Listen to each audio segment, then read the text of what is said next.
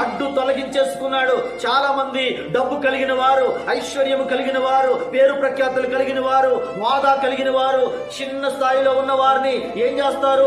ఏమైనా మేము చేయగలం అనుకుంటున్నారేమో, పేదవారి జీవితాలతో ఆడుకోవాలనుకుంటున్నారేమో, ఏమీ లేని వారిని నాశనం చేయాలనుకుంటున్నారేమో. వాళ్ళ పక్షంగా జీవము గల దేవుడు ఉంటాడు. దేవునికి స్తోత్రం. వాళ్ళ పక్షంగా పగ తీర్చుకునే దేవుడు ఉంటాడు.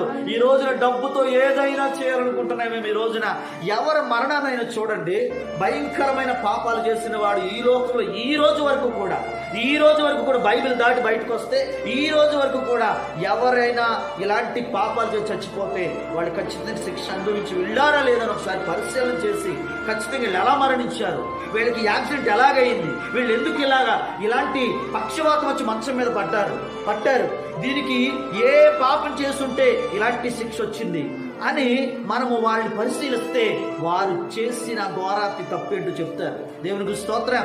ఖచ్చితంగా చెప్తారు, ఖచ్చితంగా ఉంటది. కాబట్టి ప్రభునందు ప్రియమైన దేవుని బిడ్డలారా, నాతాను ప్రవక్తని దావీదు దగ్గరికి దేవుడే పంపించాడు. దేవునికి స్తోత్రం.